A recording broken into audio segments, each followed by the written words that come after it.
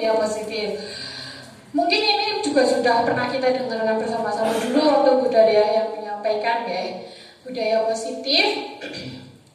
Di situ kalau kita breakdown ada dua kata, budaya sama positif. Kata Pak Amin, kalau yang positif berarti enggak negatif kayak gitu kan? Setuju. Tapi kalau di sini katanya positif menurut KBBI itu bersifat nyata dan membangun. Terus budaya itu bisa kita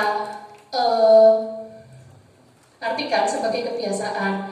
Contoh di sekolah kita itu punya kebiasaan setiap pagi membaca Asmaul Asmaul Husna atau Bapak Ibu gurunya membaca sholawat Nariyah. Itu ketika kita lakukan tiap hari itu kan jadi kebiasaan, itu merupakan budaya dan kebetulan positif. Itu salah satu budaya positif kita. Next, Miss.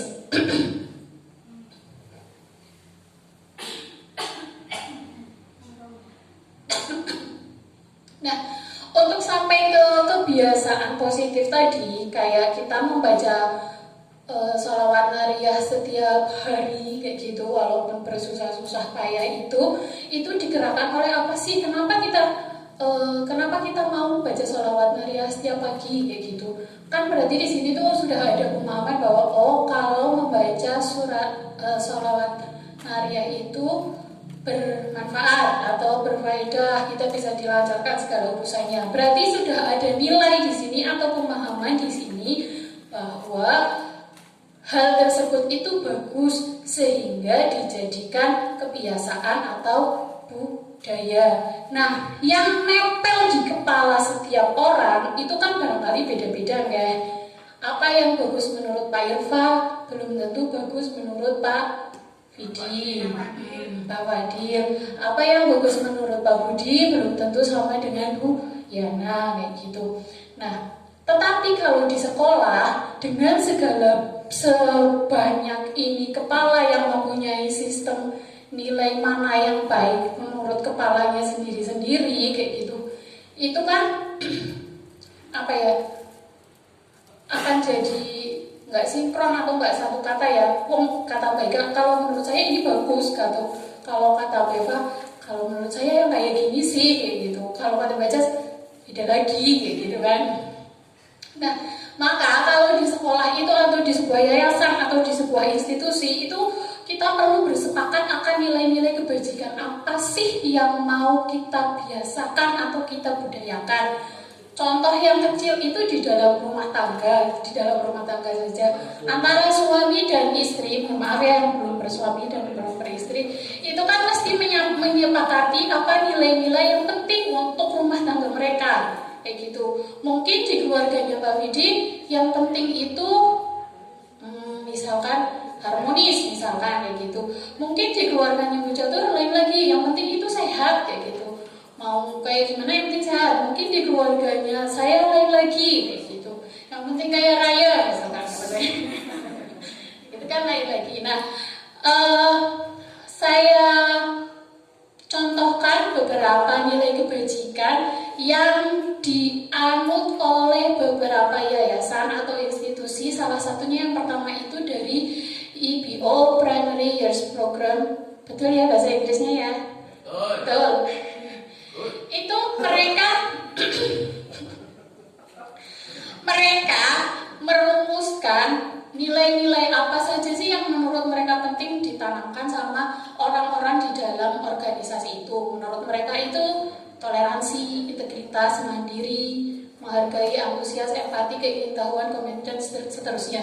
Jadi si EBO ini ketika melaksanakan kegiatan sehari-harinya berusaha untuk membiasakan atau menanamkan nilai-nilai ini.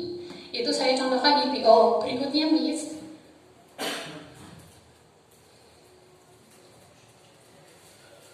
Yang selanjutnya itu 9 pilar karakter dari Indonesian Heritage Foundation atau IHF. Tapi ternyata saya menuliskannya hanya 6. Kan 9 ya. Nah yang 3 mungkin kehapus.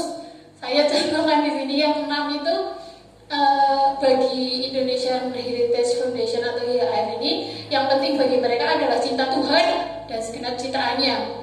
Terus tanggung jawab, hormat dan santun, kemandirian, diplomatis, sama kejujuran. Itu yang menurut mereka, yang mereka rumuskan. Terus ada lagi contoh yang lainnya, Miss. Ini petunjuk seumur hidup atau lifelong guide.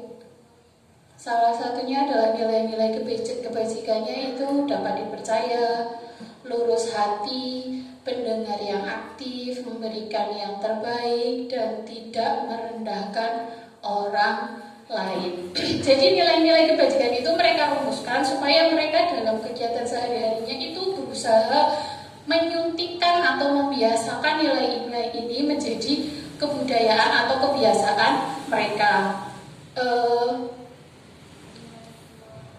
Lifelong guide.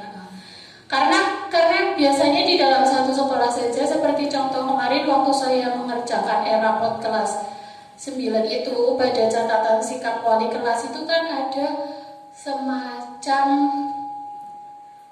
catatan dari wali kelas tentang anak-anak itu sebaiknya ngapain, bukan sebaiknya ngapain ya. Saya contohkan kayak gini di Pak Agus di 9B itu nasihatnya misalkan kamu harus selalu jujur dalam kehidupan karena jujur itu akan membawa keberuntungan misalkan. Nah itu kan mungkin di Pak Agus, di sistem nilainya Pak Agus itu yang penting kayak gitu.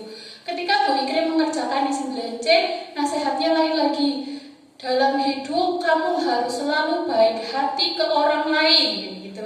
Itu kan mungkin sistem nilainya Bu Ikrim kayak gitu. Nah, jangan ketawa Pak Yuri. Nah itu kalau dalam satu sekolahan kita perlu menerapkan satu persepsikan sistem nilai apa yang mau kita tanamkan ke anak-anak kita. Apakah kita mau tadi nyontoh punyanya IBO tadi atau 9 pilar karakter atau lifelong guide ini, kita klik selanjutnya. Oh ada lagi, ini dari The Virtuous Project. Itu nilai-nilainya banyak. Berikutnya, sebelum memasuki ke satu nilai ke satu rangkaian nilai yang akan kita pelajari bersama-sama, ini ada quote dari Mbah Ban Ki-moon. Beliau adalah Sekjen PBB 2007 sampai 2016 ya, Pak Sintung ya. Orang Korea ini, beliau tidak beragama, maksudnya agnostik. Agnostik itu tidak percaya Tuhan ya, kalau agnostik ya. Kalau tidak beragama itu embulah ya, itulah.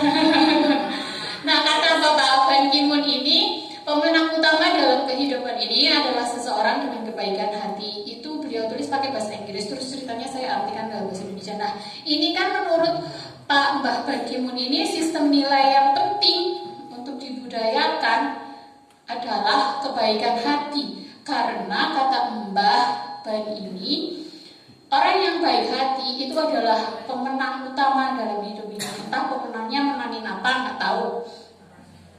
Nah berikutnya Miss,